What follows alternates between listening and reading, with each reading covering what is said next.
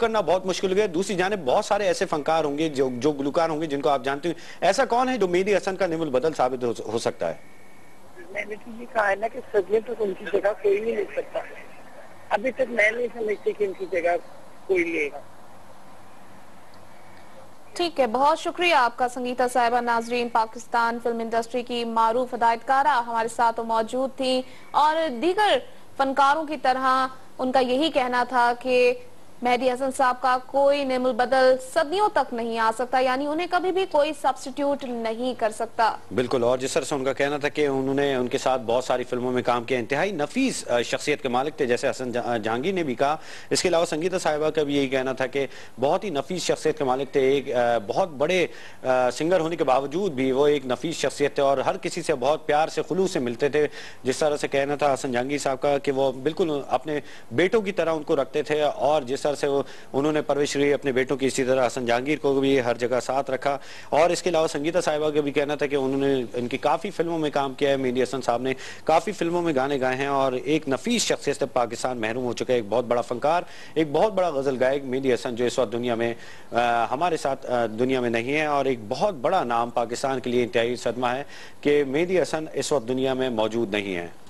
यकीनन मेहदी हसन जो कि शहनशाह गजल के नाम से मशहूर थे, वो किसी तारुफ के मोहताज नहीं है। पाकिस्तान का ये बेमिसाल फनकार 18 जुलाई 1927 को भारतीय राजस्थान के गांव लूना में पैदा हुए। बरसगीर पाको हिंद में मौसीकी को नई जहतों से रोशनास करवाने वाले अजीम मेहदी हसन ने गायकी की तालीम बचपन से शुरू की। मेहदी हसन के वालिद उस्ताद अजीम खान और चचा उस्ताद इस्माइल खान का ताल्लुक मौसीकी के दरोपैद घराने से था।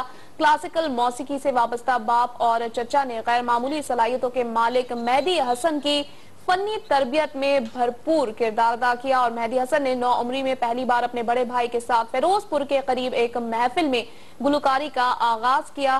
तकसीम बरसगीर के साथ 20 साला मेहदी हसन खानदान समेत पाकिस्तान आ पहुंचे, जहां उन्होंने मुआशी तौर पर निहायत सख्त हालात का सामना किया।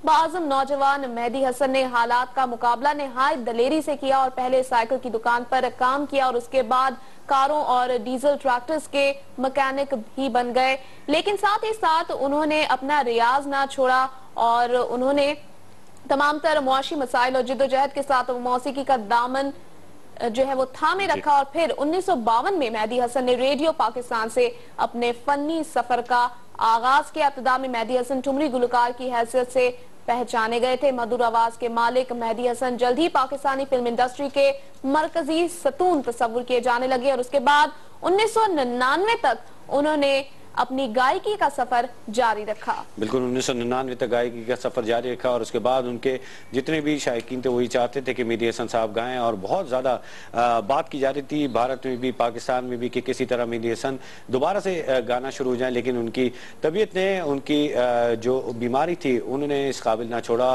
कंपोजिशन भी उन्होंने बेइंतहा की, बहुत सारे गाने गाए, बहुत सारे गानों की कंपोजिशन भी किया, अपने गायकी को लाजवाब बना दिया। इसके अलावा उनके गाए हुए गाने आज भी आवाम के कानों में रस घोलते हैं। मेहदी हसन एक ऐसा नाम है जो गजल गायकी के हवाले से खास तौर से अगर हम बात करें तो दुनिया भर में मेहदी हसन का सानी नजर नहीं आता। मेहदी हसन के हवाले से कहा जाता था कि उनके गले में जैसे भारत की एक बहुत मशहूर और बहुत बड़ी गुलकारा है लता मंगेशकर, वो ये कहती हैं कि मेहदी हसन के गले में भगवान बोलता है। इतनी इसी तरह से जैसे तलत हुसैन साहब ने भी ये कहा था कि मेहदी हसन